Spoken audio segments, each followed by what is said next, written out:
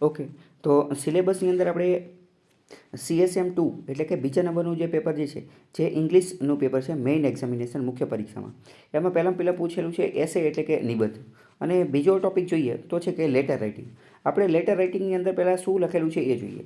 પહેલાં જોઈએ તો એવું કહે છે કે લેટર રાઇટિંગ જે છે તમારે ઇન અબાઉટ 100 વર્ડ્સ, 100 શબ્દની આજુબાજુ તમારે આ પત્ર જે છે પત્ર લેખન એ કરવાનું છે, એટલે કે લેટર લખવાનું છે.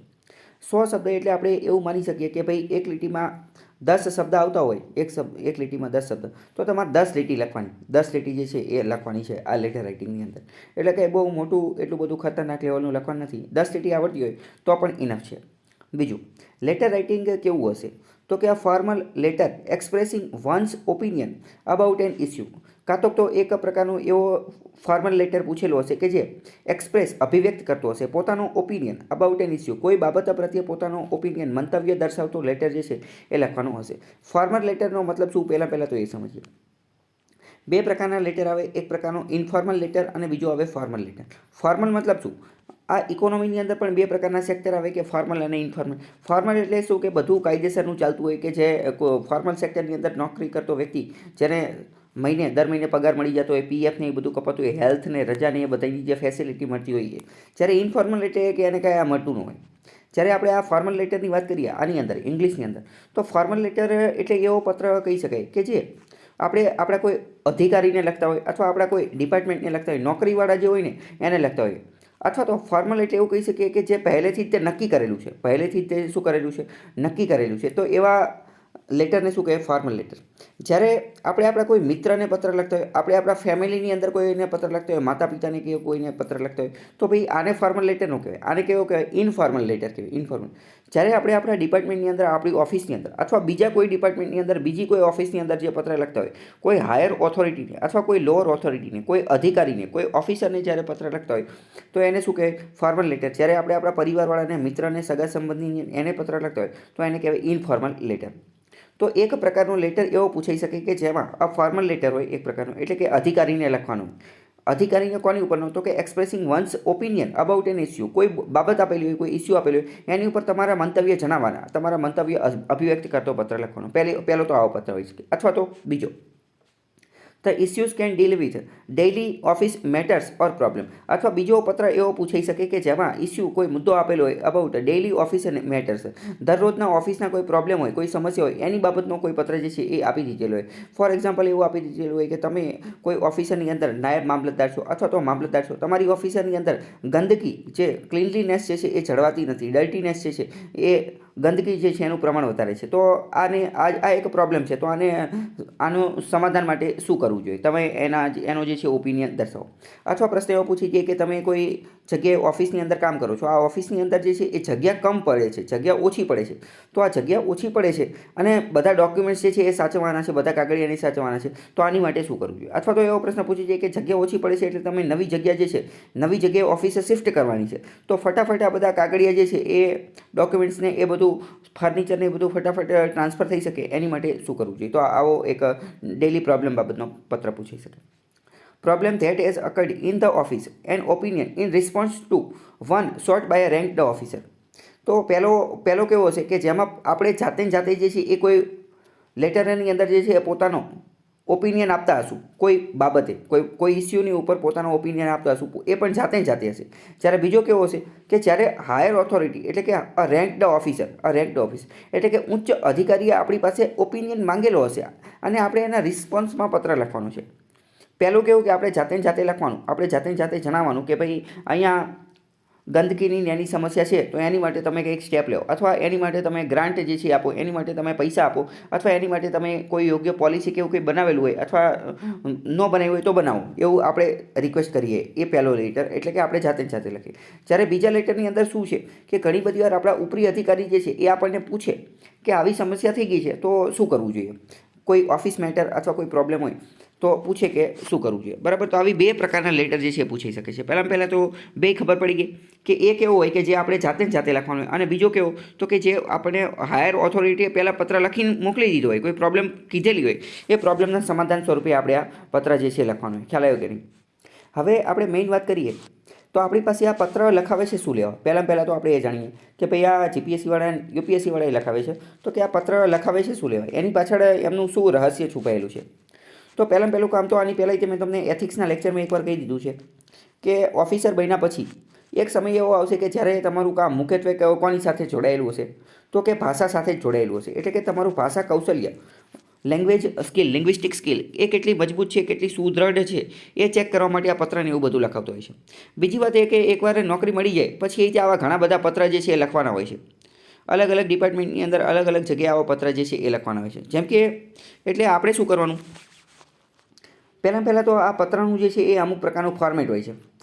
ઘણી બધી જગ્યાએ તમે લેક્ચર જોશો ને યુટ્યુબમાં ઓલામાં પહેલાં તો પહેલાં તમને આ ફોર્મેટને ઓલું પહેલું એ બધું શીખડાઈ કરશે કે આ કરો ને ઓલું કરો ને પહેલું કરો. પરંતુ હું તમને એક વાત કહીશ ને તો તમને નવાઈ લાગશે કે ગુજરાતી અને ઇંગ્લિશ ભાષાની અંદર તો એટલા બધા કોઈ પ્રોબ્લેમ છે નહીં. પરંતુ ગુજરાતી ભાષાની આપણે વાત કરીએ તો ગુજરાતી ભાષાની અંદર પત્રલેખન ને ચર્ચા પત્રનું ઓલું પહેલું કેટલું બધું પૂછાતું હોય. એ બધાના ફોર્મેટ પૂછેલા હોય.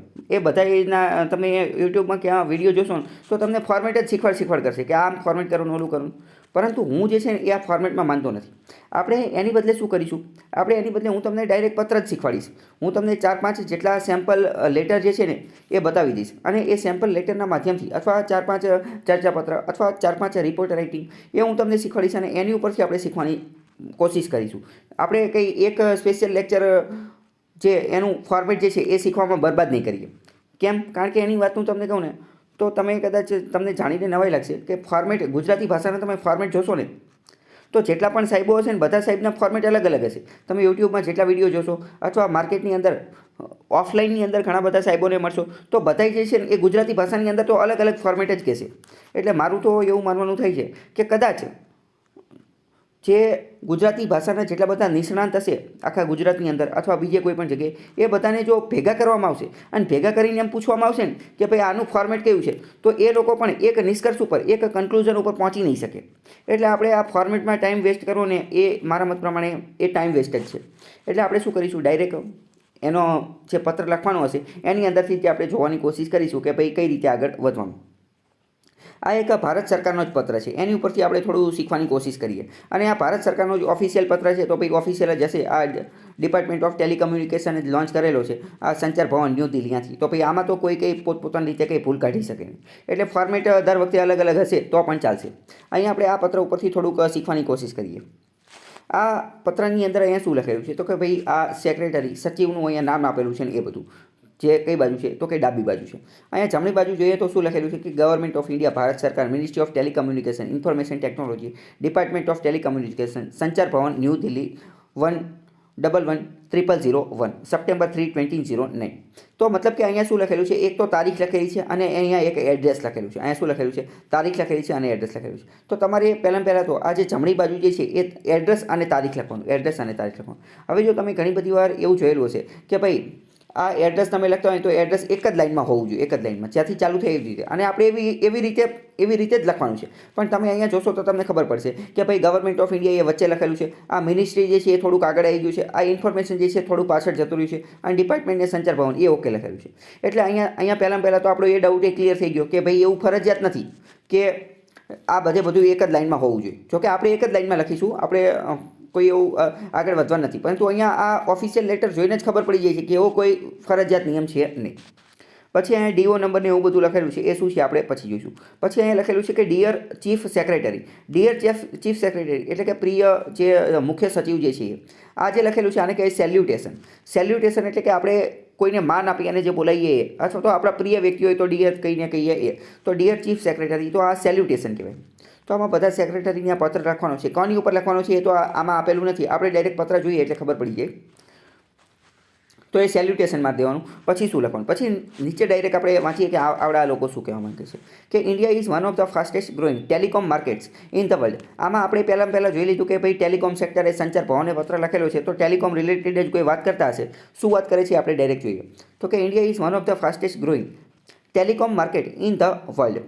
One critical component needed by all the ICT devices today for એસ્ટાબ્લિશિંગ communication is an internet protocol address. IP address જે છે એ અત્યારે ખૂબ જ મહત્વનું છે. આઈપી એડ્રેસ જે ડિવાઇસ હોય એ ખૂબ મહત્વનું છે. Presently internet protocol version 4 IPv4 is being used for all packet switched communication in India.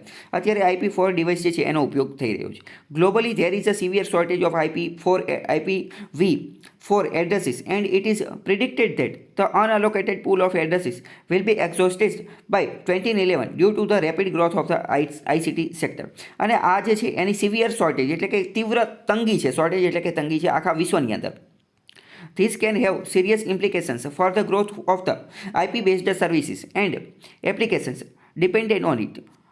Government has already recognized that the transition from IPv4 to IPv6 is imminent. સરકારને એવું નક્કી કરી નાખ્યું છે કે આપણે હવે ટ્રાન્સફર કરી નાખશું IPv4માંથી કોની અંદર IPv6ની અંદર, which is a new version having enormous address space with many new features like end-to-end mobility, auto configuration and enhanced security of communication.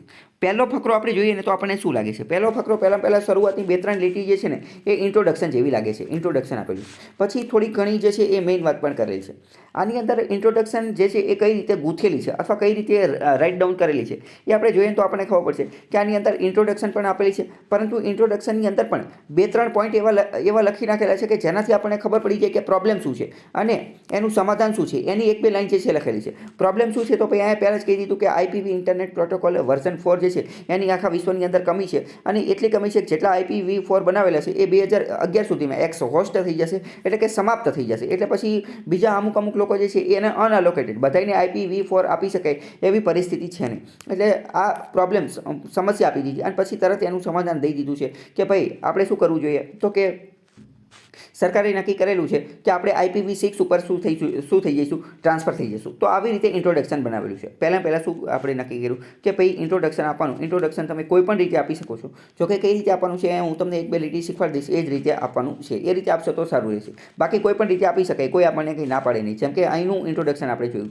અથવા બીજું એ કે ઇન્ટ્રોડક્શનમાં ખાસ એ ધ્યાન રાખવાનું કે એની અંદર શું આવી જાય, કે પહેલાં પ્રોબ્લેમ આવી જાય અને એનું સોલ્યુશન 1-2 લીટીની અંદર આવી જાય. હવે આપણે જોઈએ કે નીચે શું લખેલું છે. TEC, Telecom Engineering Center, a technical organization under the Department of Telecommunication, has been interested to coordinate the work of facilitating the smooth migration from IPv4 to IPv6 in India. હવે જો અહીંયા એક મહત્ત્વની વસ્તુ જોઈશું તો લેટરની અંદર તમારે એક આ કાર્ય પણ કરવાનું છે. આપણે જોયું કે ભાઈ ફોર્મલ પત્ર જ લખવાનું આવશે. બે આપણે જે સિલેબસમાં જોયું તો કીધું છે કે ભાઈ ફોર્મલ પત્ર લખવાનું છે, ફોર્મલ લેટર લખવાનું છે. તો તમારે પણ આ પ્રકારનો પોઈન્ટ જે છે એનો ઉપયોગ કરવાનો છે. આની અંદર જો એક આ ખૂબ સુંદર પોઈન્ટ આપેલો છે. શું આપેલું છે કે TEC telecom engineering Center, a technical organization under the Department of Telecommunication, has been interested to coordinate the work of facilitating the smooth migration from IPv4 to IPv6 in India. તો તમે પણ તમારા લેટરની અંદર આવું કોઈ ડિપાર્ટમેન્ટ કે જેનું નામ તમે જાણો છો અથવા આવી કોઈ બોડી કે જેનું નામ તમે જાણો છો તો એનું નામ તમે લખી શકો છો. અથવા તો તમે એનું નામ નથી જાણતા તો તમે જાતે વિચારવાની કોશિશ કરો કે ભાઈ ફલાણા ઢીકડા ડિપાર્ટમેન્ટને રિલેટેડ પત્ર લખેલો છે તો એ ડિપાર્ટમેન્ટની અંદર કયો વિભાગ હોઈ શકે છે, અથવા કઈ ઓફિસ, કયું ખાતું જે છે હોઈ શકે છે, અથવા કઈ સંસ્થા જે છે હોઈ શકે છે. તો એના વિશે તમે આ લખી શકો છો કે ભાઈ ABC નામની એક ટેકનિકલ બોડી જે છે અથવા ટેકનિકલ ઓર્ગેનાઇઝેશન છે કે જે આ ડિપાર્ટમેન્ટ અંતર્ગત કાર્ય કરે છે. હેઝ બીન ઇન્ટરેસ્ટેડ, એમને આ કાર્ય સોંપવામાં આવેલું છે કે જે કોઓર્ડિનેટ કરશે આ વર્ક માટે, કે ફેસિલિટેટિંગ સ્મૂથ માઇગ્રેશન ફ્રોમ IPv, કે જે આ પ્રકારનું કાર્ય જે છે આ પ્રકારની આપણી મદદ કરશે. આ આખા લેટર, ઓફિશિયલ લેટરમાંથી આપણે એક નોંધ લીધી. પ્રથમ મહત્ત્વની નોંધ એ કઈ કે આપણે આવી કોઈ બોડી જે છે કે જે સંસ્થા વિશે, જે ડિપાર્ટમેન્ટ, જે મિનિસ્ટ્રી વિશે આપણે પૂછવામાં આવેલું છે તો એની કોઈ આવી બોડી હશે એના વિશે આપણે લખવાનું. અથવા આપણને બોડી ખબર નથી તો આપણે વિચારવાનું અને આ પ્રકારની આખી લાઈન જે છે એ લખવાની કોશિશ કરવાની. આમાં મહત્ત્વના કીવર્ડ જોઈએ તો કયો કીવર્ડ આવશે. અહીંયા એક બોડીનું નામ તમે લખી શકો. બીજું અ ટેકનિકલ ઓર્ગેનાઇઝેશન, એક આ લખશું. Under the department of telecommunication, એટલે કે જે ડિપાર્ટમેન્ટ આવતો હોય એ. પછી હેઝ બીન ઇન્ટરેસ્ટેડ કોઓર્ડિનેટ, એક શબ્દ આપણા લેટરની અંદર આવવું જોઈએ કે કોઓર્ડિનેટ ધ વર્ક આવવું જોઈએ. ફેસિલિટેટિંગ ધ સ્મૂથ માઇગ્રેશન ફ્રોમ, આની અંદર તો માઇગ્રેશનની વાત છે એટલે એ લખવાનું. આપણે હમણાં જે ઓફિસ વાળું જોયું કે ઓફિસ ટ્રાન્સફર કરવાની જે વાત હતી, મેં તમને કીધું કે તમે એક ઓફિસમાં કામ કરો છો, એ ઓફિસની જગ્યા નાની છે એટલે નવી જગ્યાએ ઓફિસ ટ્રાન્સફર કરવાની છે તો બધું ફર્નિચરને, ડોક્યુમેન્ટને, કાગળિયાને એ બધું ટ્રાન્સફર કરવાનું છે. તો ઓલરેડી આ પત્ર જે છે GPSCની કદી પરીક્ષામાં પૂછાઈ ગયો છે આ ટ્રાન્સફર કરવાવાળો. તો એવાની અંદર તમે શું લખો? એવાની અંદર તમે આ જ આખી લાઈન જે છે ને વચ્ચેની એ તમે લખી શકો છો. તો આની માટે તમે લખી શકો કે એબીસી નામની એક સંસ્થા છે, અથવા તો તમે એવું લખી શકો કે એબીસી નામની સર્વિસ પ્રોવાઈડર છે. એબીસી નામની સર્વિસ પ્રોવાઈડર, એને તમે હાયર કરેલું છે, તમે એની સર્વિસીસ જે છે એ બાય કરેલી છે. ABC service provider, a technical organisation અથવા તો a private organisation that we had hired for this purpose. કયો પર્પઝ? તો કે ભાઈ આ ટ્રાન્સફર કરવાનું છે એની માટે. ફોર ધ અબોવ પર્પઝ એવું પણ લખી શકો, કારણ કે ઉપર ઓલરેડી આપણે પર્પઝની વાત કરી દીધેલી હોય કયું પર્પઝ છે. Has been interested to coordinate the work of, અને પછી આખી વસ્તુ લખી શકો છો કે has been coordinate to work of facilitating the smooth migration from this office to new office. એવું આ પ્રકારનું વાક્ય જે છે એ તમે લખી શકો છો. ખ્યાલ આવ્યો? આપણે આની અંદરથી આ જે મહત્વનું વાક્ય છે, આ જે આખો જે છે એને તમે કીવર્ડ તરીકે સમજી શકો છો. હવે જોઈએ પછી શું છે કે transition from IPv4 to IPv6 is a gradual process and is to be done in a phased manner. It has been decided that. હવે અહીંયા શું કીધું છે કે IPv4 થી તે IPv6ની અંદર જે ટ્રાન્સફર થવાનું છે એ ગ્રેજ્યુઅલ પ્રોસેસ છે. ગ્રેજ્યુઅલ એટલે કે ધીમી પ્રક્રિયા છે.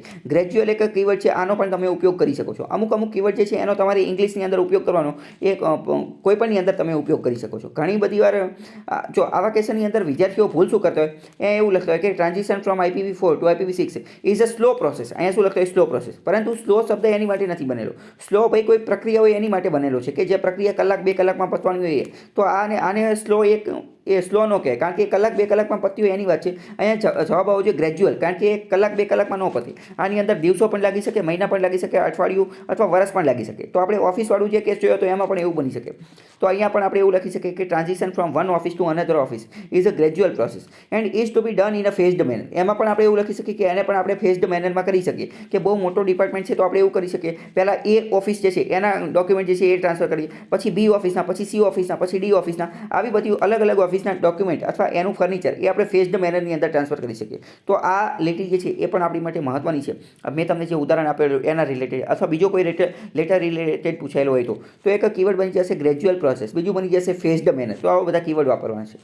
It has been decided that, એવું નક્કી કરવામાં આવેલું છે. અને પછી નીચે 1-2 પોઈન્ટ લખવાના. લેટરમાં પણ આવા પોઈન્ટ જે છે એ લખવાની કોશિશ કરવાની. કઈ જગ્યાએ કેવી રીતે પોઈન્ટ બનાવવાના એ હું તમને શીખવાડીશ. જેમ કે પહેલાં તે અહીંયા આપેલું છે કે ઇટ હેઝ બીન ડિસાઇડેડ, અને નીચે 2 પોઈન્ટ લખી નાખવાના કે all government department and organisation shall make effort to ensure that new procurement of ICT equipments should be IPv6 compliant in future. એટલે કે હવે સરકારે નક્કી કરી નાખ્યું છે કે બધા ડિપાર્ટમેન્ટ હવે ભવિષ્યમાં જ્યારે કોઈ પણ નવી ડિવાઇસ ખરીદે, ICT ઇક્વિપમેન્ટ ખરીદે, તો એ કેવું હોવું જોઈએ? IPv6 અને ઇનેબલ હોય, એને યોગ્ય હોય એવું તે ખરીદવું જોઈએ. પહેલું તો એ નક્કી કર્યું. બીજું શું નક્કી કર્યું? IPv4 based infrastructure shall be replaced over a period. IPv4 આધારિત જે ઇન્ફ્રાસ્ટ્રક્ચર જે છે એને આવનારા સમયમાં રિપ્લેસ કરવામાં. હવે આપણે ધ્યાનપૂર્વક જોઈએ તો આજે 2 મુદ્દા આપેલા. હવે આપણને ભાઈ IPv4 શું છે, IPv6 શું છે, એના વિશે એટલી બધી ટેકનિકલ માહિતી નથી. તો આ જે 2 પોઈન્ટ છે ને એ તો આપણે લખી જ શકીએ.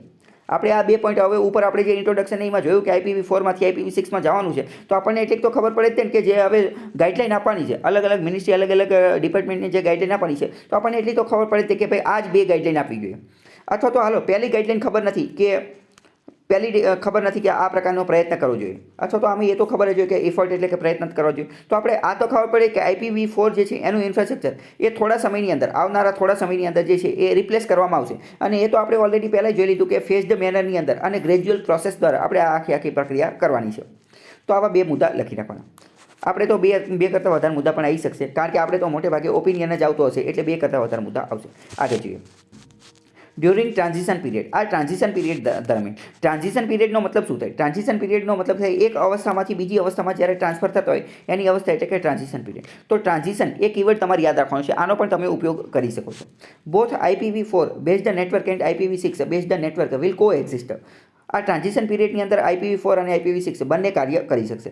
તો આપણે પણ ઓફિસવાળા ડિપાર્ટમેન્ટની અંદર એવું કહી શકીએ, ઓફિસવાળાની અંદર, કે ડ્યુરિંગ ટ્રાન્ઝિશન પીરિયડ બંને પ્રકારની ઓફિસ જે છે એ કાર્યરત રહે છે. અને આપણે એની અંદર એવું પણ લખી શકીએ કે ભાઈ 2 કઈ રીતે કાર્યરત રહી શકશે? તો કે ભાઈ જે પ્રકારના રિસોર્સિસ જે છે એ રિસોર્સિસના અનુસાર જે છે એ સ્ટાફનું પણ એલોકેશન કરવામાં આવશે. ફોર એક્ઝામ્પલ સમજો કે 50% રિસોર્સિસ જે છે એ મોબિલાઇઝ થઈ ગયા છે, એટલે કે 50% રિસોર્સિસ એક ઓફિસમાંથી નવી ઓફિસમાં ટ્રાન્સફર કરી દીધા છે. તો એ જે ડિપાર્ટમેન્ટ જે છે એને લગતો બધો સ્ટાફ જે છે એને નવી ઓફિસમાં ટ્રાન્સફર કરી દેવામાં આવશે. જ્યારે જેના હજી રિસોર્સિસ ટ્રાન્સફર નથી થયા એ હજી જૂની જ ઓફિસમાં કામ કરશે. મતલબ કે આપણે આ આખો પોઈન્ટ જે છે એ લખી શકીએ છીએ.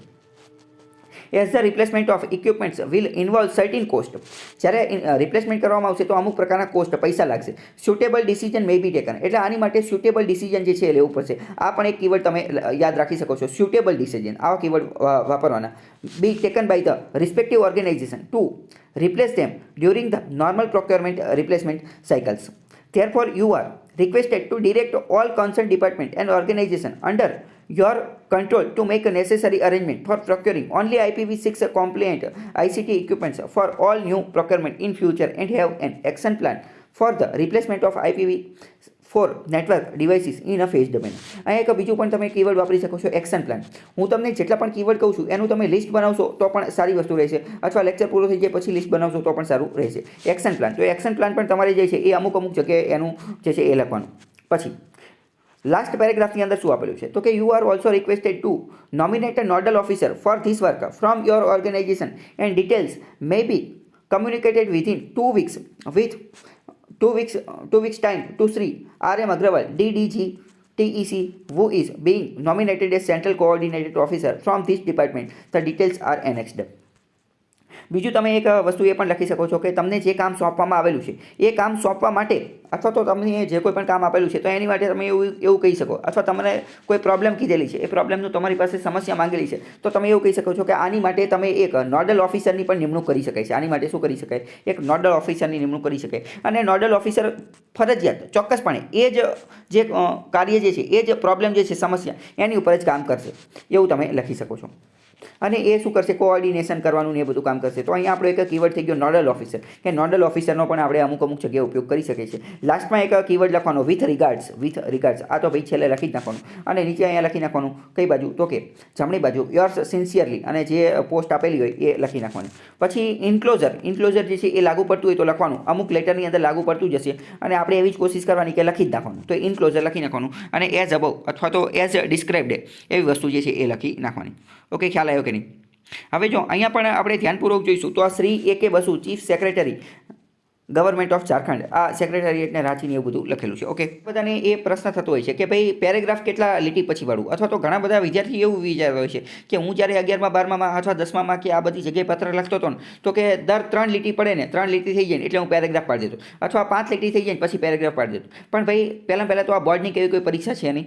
આમાં આપણે શું કરવું પડે, આમાં એવું કોઈ નથી કે 5 લીટી થઈ જાય પછી પેરેગ્રાફ પાડો, 3 લીટી થઈ જાય પછી પેરેગ્રાફ પાડો. એ તો it depends on the need of the question, કે ક્વેશ્ચનની જરૂરિયાત શું છે. પ્રશ્ન જે રીતે પૂછેલો છે એ રીતે આપણને જે રીતે અનુકૂળ આવે એ રીતે આપણે જે છે એ પેરેગ્રાફ પાડતા જઈએ. જો કોઈ વસ્તુ એક જ લીટીની અંદર અથવા 2 જ લીટીની અંદર અથવા 3 જ લીટીની અંદર પતી જતી હોય તો આપણે એ પેરેગ્રાફ એવી રીતે પેરેગ્રાફ પાડી અને આગળ વધી શકીએ. એનો કોઈ ભાઈ ચોક્કસ નિયમ છે નહીં, આપણને જે રીતે સારું લાગે એ રીતે પાડતા જઈએ.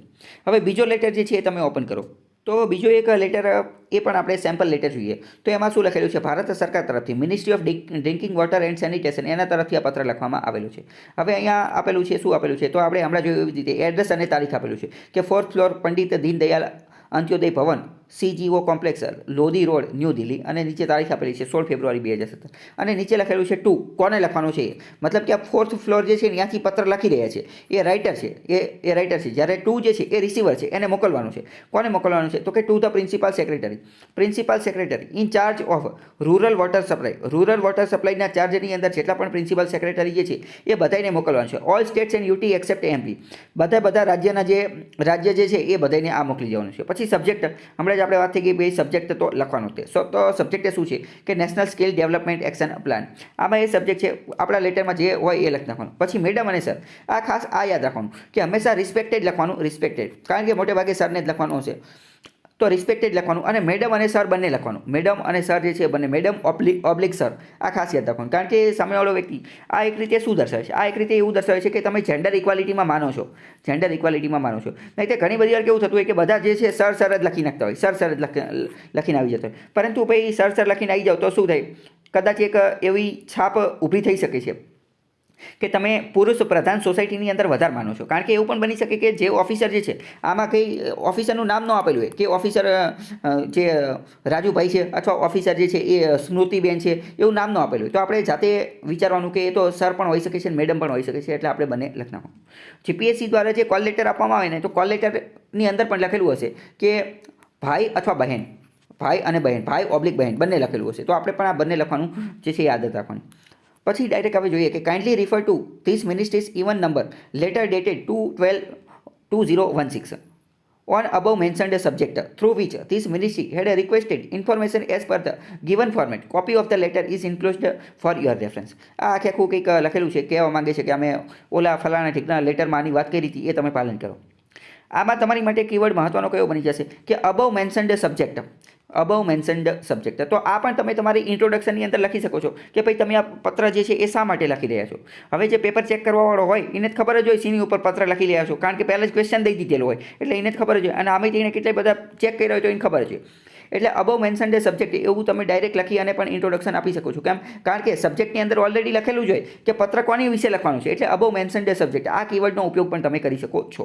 બીજા નંબરની અંદર શું આપેલું છે? ઇન ધીસ રિસ્પેક્ટ, આ સંદર્ભમાં, ઇન ધીસ રિસ્પેક્ટ એટલે કે આ સંદર્ભમાં, આ ટોપિક જે છે, આ કીવર્ડ જે છે આનો પણ તમે ઉપયોગ કરી શકો છો. ઇન ધીસ રિસ્પેક્ટ આ કીવર્ડનો ઉપયોગ કરવાથી શું થશે? તો જ્યારે તમારી પાસે સોલ્યુશન માંગેલા હોય અથવા તમારે સોલ્યુશન આપવાનું હોય, તો તમે પહેલાં ઇન્ટ્રોડક્શનની અંદર આખી પ્રોબ્લેમ જે છે એ 1-2 લાઇનની અંદર સમજાવેલી હશે, અને એની નીચે બીજો પેરેગ્રાફ તમે ઇન ધીસ રિસ્પેક્ટથી શરૂ કરશો તો એ સારું રહેશે. It is to be stated that the requested information is still awaited from your state or UT, એટલે કે જે માહિતી માંગવામાં આવેલી છે એ હજી તમે મોકલેલી નથી. Hence it is once again requested to expedite the matter and furnish the information immediately so that the ministry could undertake necessary skill gap analysis and furnish the skill action plan to Ministry of Skill Development and.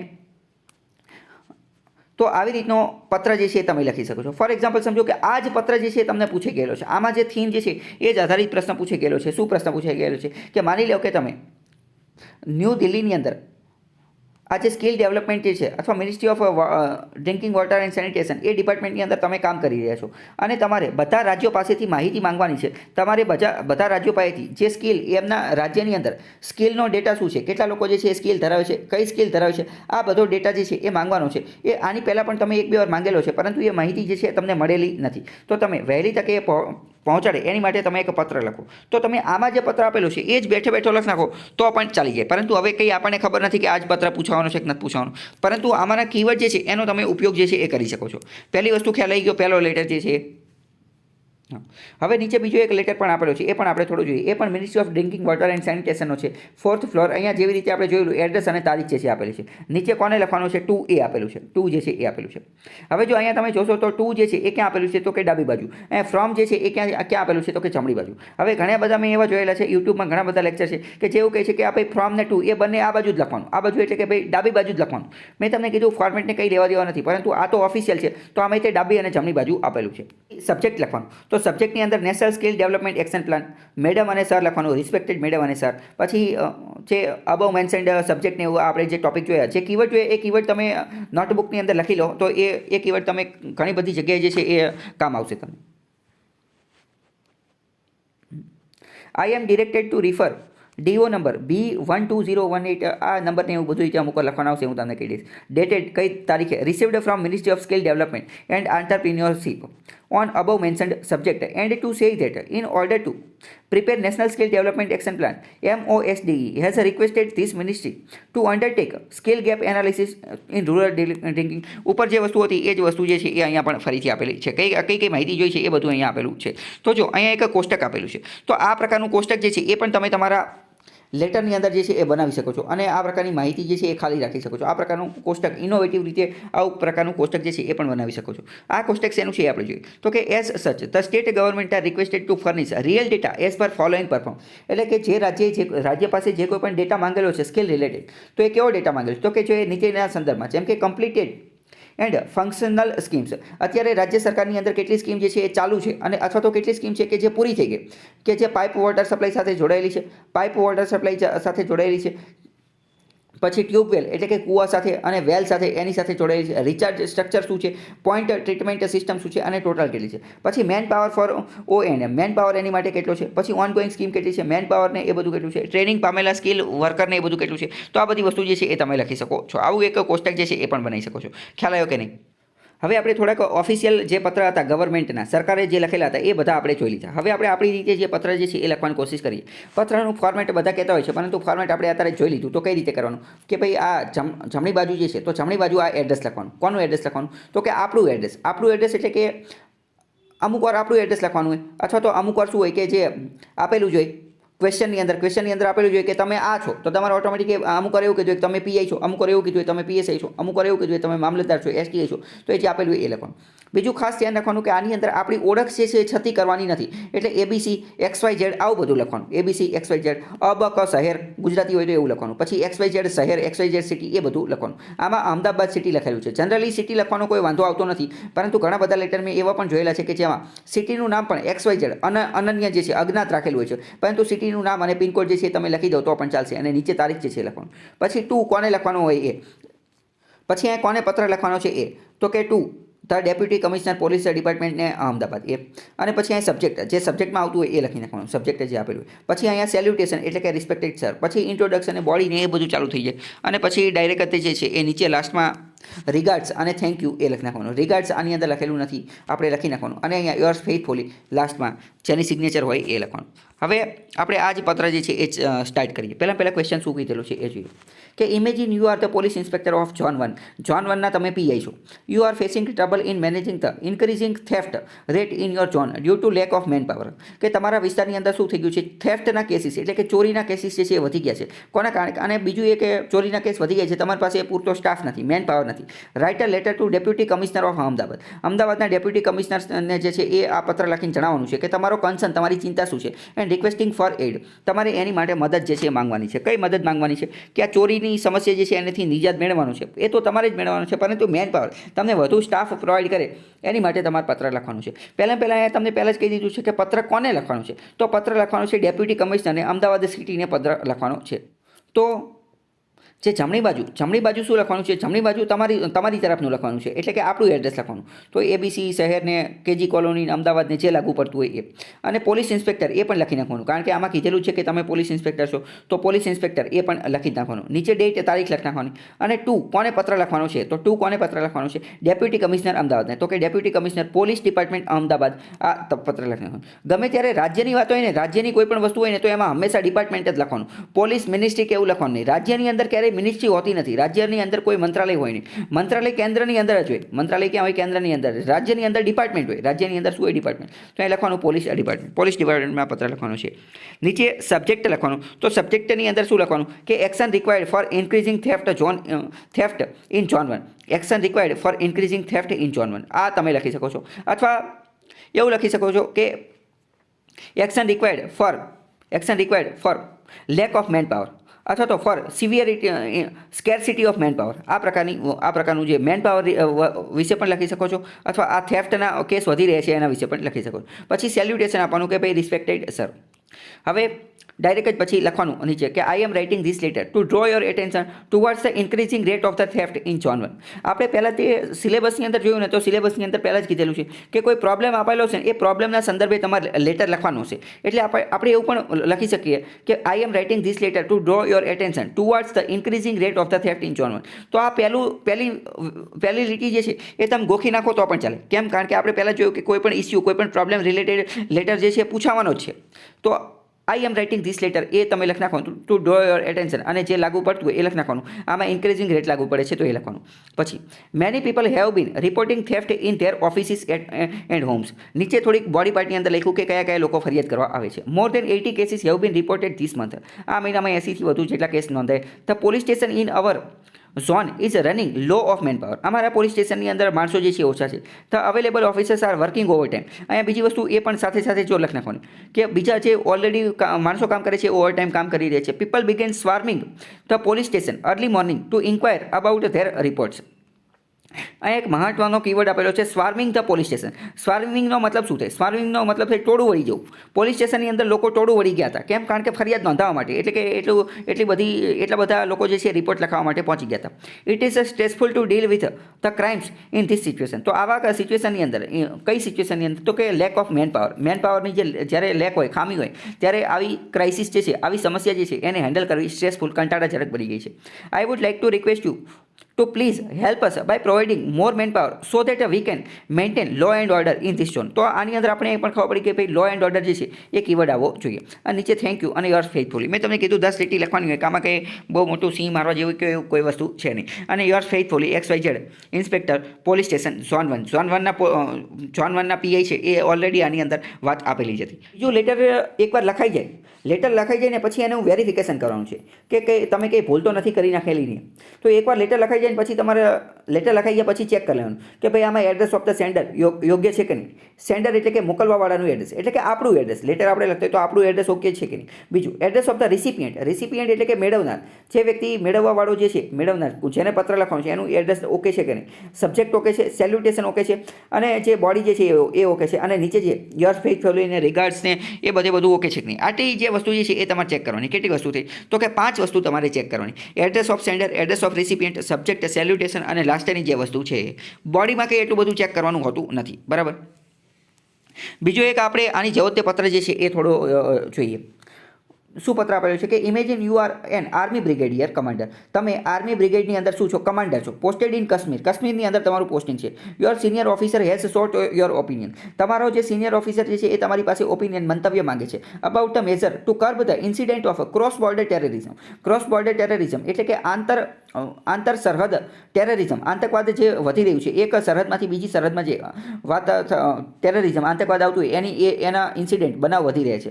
તો એની માટે write a letter in about 150 words, 150 શબ્દોમાં પત્ર લખવાનું to your senior officer suggesting necessary measures. તમે આ પ્રકારના suggestion એટલે કે ભલામણ આપતો પત્ર જે છે લખવાનું છે.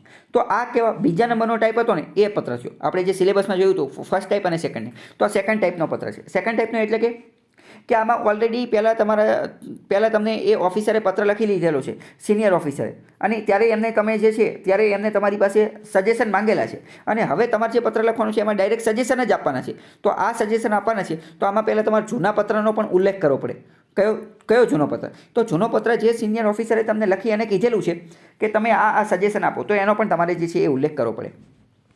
તો જ્યારે પણ તમારે એનો આન્સર આપવાનો હોય, રિસ્પોન્સ આપવાનો હોય, રિસ્પોન્સ સ્વરૂપે જ્યારે પત્ર લખવાનો હોય તો ત્યારે ખાસ યાદ રાખવાનું કે અહીંયા પહેલાં લખવાનું આઉટવર્ડ નંબર. શું લખવાનું? Outward number. જ્યારે રિસ્પોન્સ સ્વરૂપે પત્ર લખવાનું હોય તો લખવાનું આઉટવર્ડ નંબર. આઉટવર્ડ નંબર પછી અહીંયા ગમે નંબર આપી દેવાનો, PQR 121, અને અહીંયા જે સાલ લાસ્ટમાં જે 4 આંકડા જે છે એ તો સાલ આવશે, 2022 અત્યારે ચાલે છે એ. પછી તમે કોણ છો? તો કે ભાઈ બ્રિગેડ કમાન્ડર્સ ઓફિસર, તમે અહીંયાથી કામ કરો છો. ઉરી બેઝ કેમ્પ ખબર હોય તો લખવાનું, નહીં તે નહીં લખવાનું. કાશ્મીર એનો પિનકોડ લખી નાખવાનો અને નીચે તારીખ લખવાની. પછી ટુ કોને લખવાનું છે? તો અહીંયા પહેલાં જ લખી દીધેલું છે કે ભાઈ સિનિયર ઓફિસરને લખવાનું છે. અહીંયા ધ મેજર જનરલ એવું લખેલું છે. હવે સમજો કે આ બ્રિગેડ કમાન્ડર છે તો એનો સિનિયર ઓફિસર થાય મેજર જનરલ. પરંતુ માની લો કે તમને ખબર નથી કે તમારા સિનિયર કોણ છે. આમાં કંઈ આપણે હજી નોકરી કરતા નથી કે ખબર જ હોય કે કોણ સિનિયર છે. નથી ખબર તો તાત્કાલિક એવું લખી શકો કે senior officer to the senior officer, એવું પણ લખી શકાય છે. શ્રીનગર બેઝ કેમ્પ કાશ્મીર 39, બરાબર, ટુ સિનિયર ઓફિસર એવું પણ લખી શકાય છે. પછી નીચે ડાયરેક્ટ લખવાનું રિસ્પેક્ટેડ સર. નીચે લખવાનું રિસ્પેક્ટેડ સર. જો આની અંદર જે છે એ સેલ્યુટેશન આપેલું નથી, પરંતુ તમારે ભૂલવાનું નથી. સેલ્યુટેશન એટલે કે રિસ્પેક્ટેડ સર અને મેડમ, રિસ્પેક્ટેડ સર અને મેડમ. કારણ કે જો અહીંયા પણ એવું બની શકે કે સર હોય અથવા મેડમ હોય. જો અહીંયા રિસ્પેક્ટેડ સર, જો કે સેલ્યુટેશન આપેલું છે. પછી લખવાનું સબ્જેક્ટ કયો છે? તો કે ક્રોસ બોર્ડર ટેરરિઝમ. તો કે regarding the measure to curb the incident of cross border terrorism, કે regarding the measure to curb the incident of cross border terrorism. બીજું લખીએ રિસ્પેક્ટેડ સર. પછી it is honour that you had given me the opportunity to give my opinion on the above mentioned subject. આ જે છે પહેલી line એ ખૂબ જ સુંદર અને ખૂબ જ વ્યવસ્થિત લાઈન છે. કેમ? આ લાઈનથી તમે કોઈ પણ પ્રકારનો જ્યારે તમારો રિસ્પોન્સ, તમારો પ્રત્યુત્તર, ઓપિનિયન માંગેલો હોય તો તમે આ લાઈનથી શરૂઆત કરી શકો છો. તમારો ઓપિનિયન મોટે ભાગે જે છે ને એ સિનિયર ઓફિસરે જ માંગેલો હશે, સિનિયર ઓફિસર. તો પહેલાં તો આપણને ખબર પડી ગઈ કે ભાઈ આપણો સિનિયર ઓફિસર છે, તો એ આપણી માટે કોઈ સિનિયર ઓફિસર આપણી પાસે કોઈ સજેશન માંગે છે તો એ આપણી માટે ઓનર એટલે કે ગૌરવની વાત કહેવાય, કારણ કે એ સિનિયર ઓફિસરની નીચે ઘણા બધા લોકો કામ કરતા હોય, એ કોઈની પાસે ઓપિનિયન ન માંગ્યો ને આપણી પાસે જ માંગ્યો, એટલે પહેલાં તે આપણે એક રીતે થેન્ક યુ કહી દેવાનું, આભાર વિધિ પ્રકટ કરી દેવાની કે ઇટ ઇઝ ઓનર, હું આ મારો ઓનર એટલે કે સન્માન માંગુ છું કે જે તમે મને ઓપોર્ચ્યુનિટી આપી કે મારો ઓપિનિયન જે છે હું આપી શકું અબવ મેન્શન્ડ સબ્જેક્ટ ઉપર. ફરીથી એકવાર એ જ આખી ઇંગ્લિશ લાઈન હું બોલું છું કે it is an honour that you had given me the opportunity to give my opinion on the above mentioned subject. તો આ આખું લાઈન જે છે એ તમારે બેઠે બેઠી લખી નાખવાનું. The state of Jammu and Kashmir has a varied geographical features such as mountain, valleys, rivers and dense forest. So it is a challenging task to combat cross-border terrorism. તમને ખ્યાલ જ હશે કે ભાઈ આવી બધી વસ્તુ ટેરરિઝમ ને એવું બધું થતું હોય તો એ મોટે ભાગે કેવી વસ્તુ હોય તો કે એમાં જંગલ પછી પર્વતો આ બધી વસ્તુ જે છે એ વધારે રોલ અદા કરતી હોય, યાની જિયોગ્રાફી યાની ભૂગોળ જે છે એ વધારે અદા કરતી હોય. તો ક્રોસ બોર્ડર ટેરરિઝમ જે છે એ જમ્મુ કાશ્મીરમાં જોવા મળે છે, કારણ કે આતંકવાદીઓ પર્વતમાં છુપાઈ ગયેલા હોય, વેલીમાં છુપાઈ ગયેલા હોય, રિવરની અંદર ડેન્સ ફોરેસ્ટ ઘણા જંગલોમાં એ બધામાં છુપાઈ ગયા. તો એક રીતે શું છે ચેલેન્જિંગ ટાસ્ક છે, ચેલેન્જિંગ ટાસ્ક. ટાસ્ક શબ્દનો ઉપયોગ કરી શકો છો, ચેલેન્જિંગ ટાસ્કનો ઉપયોગ કરી શકો છો. I have been posted in Kashmir for 15 years. તમે લખી શકો છો કે ભાઈ તમારી પાસે એમને સજેશન માંગ્યું, એનો મતલબ શું કે તમે સિનિયર હશો, તમે ઘણા લાંબા ટાઈમથી એ ક્ષેત્રની અંદર કામ કરતા હશો. તમે આ પણ એક પોઈન્ટ લખી શકો ગમે ત્યારે કોઈ પણની અંદર માંગેલું હોય કે I have been posted in Kashmir for 15 years, કે I have been working in this department since last 2010 2010થી હું આમાં કામ કરી રહ્યો છું, અથવા તો સિન્સ લાસ્ટ 15 years એવું પણ લખી શકો છો. So I think that the best course of action would be, તો મારા મત પ્રમાણે જે નીચેના પગલાં જે છે એ લઈ શકાય, અથવા તો તમે એવું લખી શકો કે following measures can be taken to curb cross border terrorism. Curb એટલે કે ડામવા માટે, ક્રોસ બોર્ડર ટેરરિઝમ જે છે એને ડામવા માટે નીચેના પગલાં લઈ શકાય. આ વાક્ય જે છે જે આમાં નથી આપેલું, જે હું બોલું છું એ પણ તમે યાદ રાખી શકો છો કે following measures can be taken with regarding to, જે સબ્જેક્ટ જે છે એ લખી શકો, અથવા એવું લખી શકો following measures can be taken regarding above mentioned subject. આવું તમે લખી નાખો તો આ તો બધા લેટરમાં લખી શકો કે following measures can be taken for above mentioned subject. તો હવે સબ્જેક્ટ તો આમાં હવે ગમે પત્ર ગમે પૂછાય, તમારું આ વાક્ય ક્યારેય ફરશે નહીં, આ વાક્ય જે છે એ ક્યારેય ફરશે નહીં. ખ્યાલ આવે વસ્તુ. પછી નીચે જે લખો એ 1 2 3 4 પોઈન્ટ પાડીને જ લખવાનું, પોઈન્ટ હંમેશા પાડવાના જ તે. પહેલું, હવે તમે તમારી રીતે સજેશન આપવાના, તમારે જાતે વિચારવાનું કે ભાઈ ક્રોસ બોર્ડર ટેરરિઝમની છે તો એમાં એનો નિજાત શું કરી શકાય. અમુક જ્યારે કાંઈ ખબર ન પડે તો એટલી તો ખબર પડે કે ભાઈ મેન પાવર વધારો અથવા આર્ટિફિશિયલ ઇન્ટેલિજન્સનો ઉપયોગ કરો, આધુનિક જે મોડર્ન વેપન જે છે આધુનિક હથિયારો એ બધું આપો. પછી બીજું એ કે ઘણી બધી વાર આજે આતંકવાદી લોકોને શું કરતા હોય તો કે લોકોને બહેકાવતા હોય, લોકોનું રેડિકલાઇઝેશન કરતા હોય, તો ભાઈ એ રેડિકલાઇઝેશન એ બધું અટકાવો. કાંઈ ખબર ન પડે તો અત્યાર સુધી જીએસની આટલું બધું વાંચેલું હોય તો આવા 4-5 પોઈન્ટ તો ખબર પડી જાય, પરંતુ પોઈન્ટ જે છે એ થોડાક યુનિક લખવાના. આમાં શું આપેલા છે એ જોઈએ પહેલું, અથવા તો જો બીજું તમે એ પણ લખી શકો છો. બીજું તમે શું લખી શકો, એવું લખી શકો કે ભાઈ જે તજજ્ઞ લોકો જે છે, એક્સપર્ટ લોકો ભેગા થઈ અને એક પ્રકારની પોલિસી બનાવી શકે છે, એક પોલિસી જે છે બનાવી શકે છે, એક પ્રોગ્રામ બનાવી શકે છે, પોલિસી બનાવી શકે, પ્રોગ્રામ બનાવી શકે, અને એનું યોગ્ય ઇમ્પ્લિમેન્ટેશન થાય એવી કોશિશ પણ કરી શકે છે. જ્યારે કાંઈ ખબર ન પડે ત્યારે આ બધા પોઈન્ટ લખવાના છે, બરાબર. જ્યારે કાંઈ ખબર ન પડે ત્યારે, કારણ કે કોઈ પણ ટોપિક પૂછાયેલો તો એમાં પોલિસી ને પ્રોગ્રામ ને એવું બધું તો બનાવવું જ પડશે, એનું યોગ્ય ઇમ્પ્લિમેન્ટેશન તો કરવું જ પડશે. આમાં પણ તમે નોડલ ઓફિસરવાળી વસ્તુ લખી શકો છો કે એક નોડલ ઓફિસરની નિમણૂક કરી શકાય છે. આમાં શું આપેલું છે એ જોઈએ. આમાં આપેલું છે CMBMS, સિમ્સની રચના કરી શકે, સિમ્સનો ઉપયોગ કરી શકે. સિમ્સ શું છે? Comprehensive integrated border management system. Integrated શબ્દ જે છે એ તમારે વારંવાર ઉપયોગ કરવાનો. જે મંત્રાલયો આપેલું હોય, મંત્રાલય રિલેટેડ ડિપાર્ટમેન્ટ રિલેટેડ આપેલું હોય તો કે ઇન્ટિગ્રેટેડ મિનિસ્ટ્રી અથવા ઇન્ટિગ્રેટેડ ડિપાર્ટમેન્ટ, આવો ઉપયોગ કરવાનો. should be used instead of manual surveillance. Manual surveillance એટલે કે માણસોના સર્વેલન્સ એટલે કે દેખરેખ રાખવા, એનો ઉપયોગ કરો. એની બદલે આ CIMBS comprehensive integrated border management system જે છે એનો ઉપયોગ કરી શકે છે. બીજું શું લખેલું છે કે border fencing, flood lighting, development of modern and high tech surveillance equipment could be done. આ બધી વસ્તુ લખવાનું. આમાં કીવર્ડ કયા છે તો કે સર્વેલન્સ એ કીવર્ડ છે. પછી development of modern and high tech વસ્તુ, પછી બોર્ડર ફેન્સિંગ, આ બધી વસ્તુનો ઉપયોગ કરી છે. આ બધા કીવર્ડ ઓલરેડી તમારી પાસે હશે જ તે. જો તમે ઇંગ્લિશમાં કરંટ અફેર્સ વાંચતા હશો અથવા ડિફેન્સ રિલેટેડ જે બધી ન્યૂઝ આવતી હોય એ તમે ઇંગ્લિશમાં વાંચતા હશો તો આ બધા કીવર્ડ જે છે એ તમારી પાસે હશે જ તે. ત્રીજું શું કરી શકે કે use of drone and helicopter for patrolling should be used in a sensitive zone. Unmanned aerial vehicle, UAV નામનો ટેકનિકલ શબ્દ જે છે એ પણ વાપરી શકો છો. પછી ચોથા નંબરનું છે કે guidelines of a comprehensive convention. Comprehensive convention જે છે એની ગાઈડલાઇન જે છે એ રજૂ કરી શકે છે. On international terrorism should be followed. આંતરરાષ્ટ્રીય ધોરણે જે ટેરરિઝમ માટેની ગાઈડલાઇન જે છે એનું પાલન કરવું જોઈએ. તો કોઈ પણ ટોપિક પૂછેલો હોય તો ઇન્ટરનેશનલ ગાઈડલાઇન તમે ઇન્ટરનેશનલ ગાઈડલાઇનનો હવાલો આપી શકો છો. કોઈ પણ ટોપિક વિશે પૂછેલો હોય, જેમ કે એડમિનિસ્ટ્રેશન, તો કે international guideline on administration, international guideline on vaccine related પૂછેલું હોય તો કોઈ પણ રિલેટેડ તમે આ ઇન્ટરનેશનલ ગાઈડલાઇન, કોમ્પ્રિહેન્સિવ શબ્દ, કોમ્પ્રિહેન્સિવનો મતલબ થાય વ્યાપક, કોમ્પ્રિહેન્સિવ શબ્દનો તમે વારંવાર જે છે ઉપયોગ કરી શકો છો. પછી શું લખેલું? I anticipate that above mentioned measure will serve our purpose. નીચે તમે પૂર્ણાહુતિ કરવાની હોય ત્યારે જ્યારે આપણો રિસ્પોન્સ માંગેલો હોય ત્યારે પણ તમારી આ જ વસ્તુ જે છે એ રહેશે કે આઈ એન્ટિસિપેટ, હું આશા રાખું છું, that above mentioned measure will serve our purpose, કે જે આપણા હેતુને પૂર્ણ કરશે. થેન્ક યુ, વિથ રિગાર્ડ્સ એ લખી શકો, અને યોર સિન્સિયરલી એ જે પોસ્ટ આપેલી છે ABC અને જે લખેલું હોય એ તમે લખી શકો છો. ખ્યાલ આવ્યું? આની અંદર કંઈ ડાઉટ હોય તો પૂછો. બીજી ખાસ વસ્તુ તમારે એ ધ્યાન રાખવાની કે જેટલા પણ ગવર્મેન્ટ લેટર આવા તમને મળી જાય ને, ગવર્મેન્ટ લેટર, તો એ તમારે ખાસ જોતું રહેવાનું. ઘણી બધી વાર આવા લેટર જે છે એ મંત્રાલયો દ્વારા પબ્લિશ કરવામાં આવતા જ હોય છે. કરંટ અફેર્સની અંદર ન્યૂઝમાં પણ આવા લેટર જે છે રહેતા હોય છે. તો સરકારી પત્રો આવા તમારા હાથ લાગી જાય તો એ તમારે વાંચતું રહેવાનું કે એમાં શું વાપરેલું છે, કારણ કે એમાંથી તમને આવા કીવર્ડ મળી જશે, એમાંથી તમને આવું ઘણું બધું સમાધાન જે છે મળી જશે. એટલે કે ટૂંકમાં આપણે સરકારી વસ્તુ જે છે એનો વધુ ઉપયોગ કરવાનો.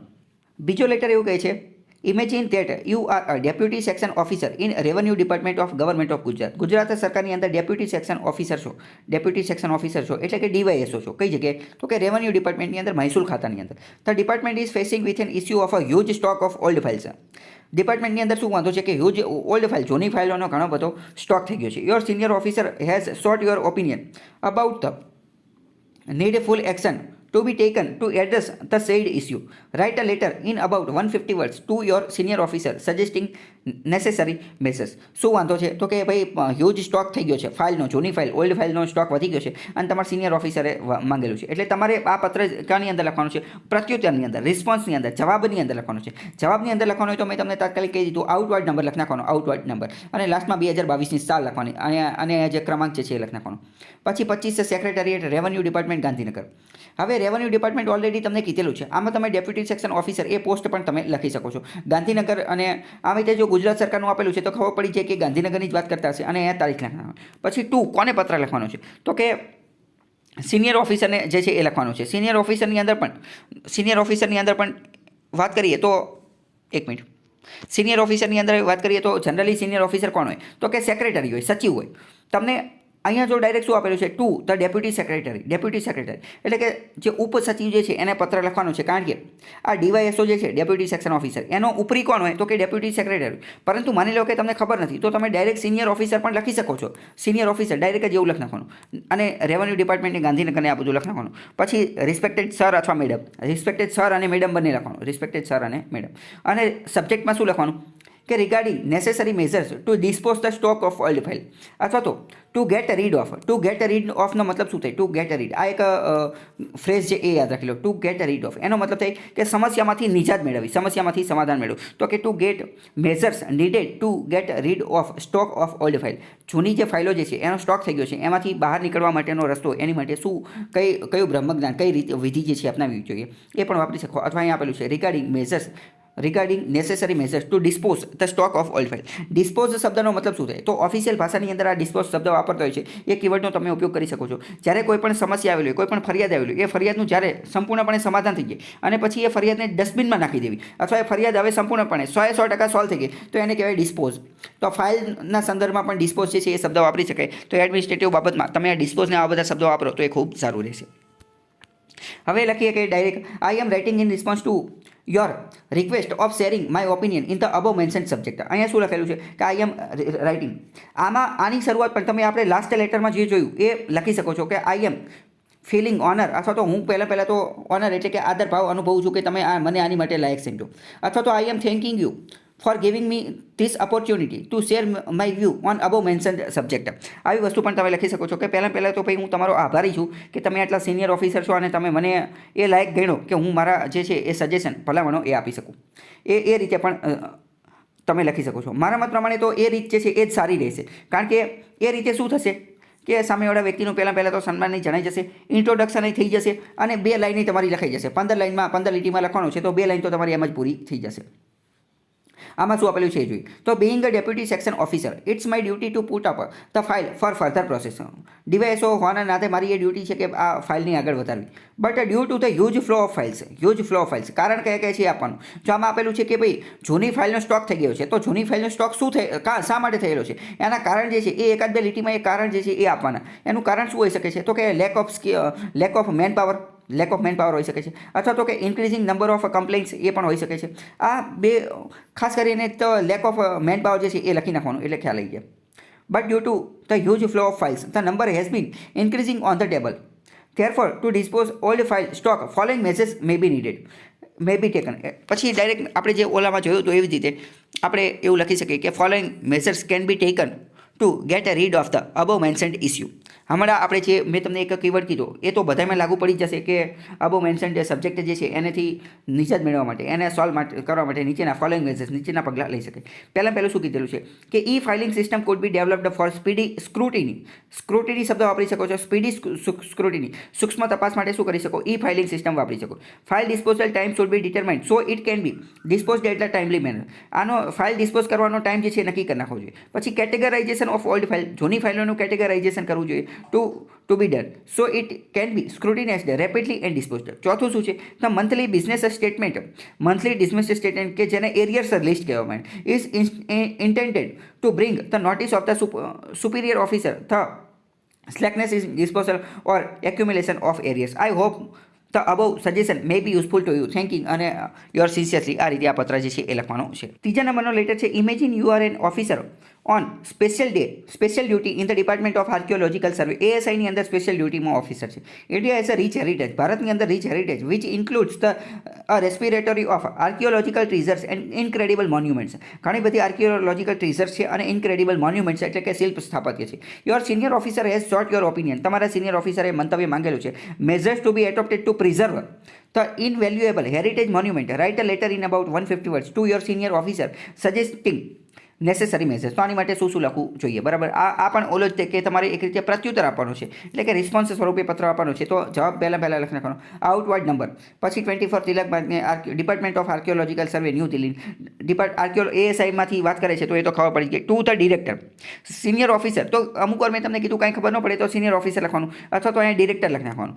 Department of archaeological survey. સબ્જેક્ટની અંદર શું આવશે? Regarding measures to preserve invaluable heritage monument. અમુક વાર સબ્જેક્ટ જે છે એ ડાયરેક્ટ ક્વેશ્ચનમાંથી કોપી મારી દેશો તો પણ ચાલશે કે regarding measures to preserve the invaluable heritage monument. Respected સરની અંદર જો ડાયરેક્ટ શું લખવાનું? I am writing in reply to your letter seeking my suggestion on the above mentioned subject. આ પણ તમે બેઠું જે છે એ લખી શકો છો કે તમે મને પહેલાં પત્ર લખ્યો હતો એના રિપ્લે સ્વરૂપે હું આ પત્ર લખી રહ્યો છું.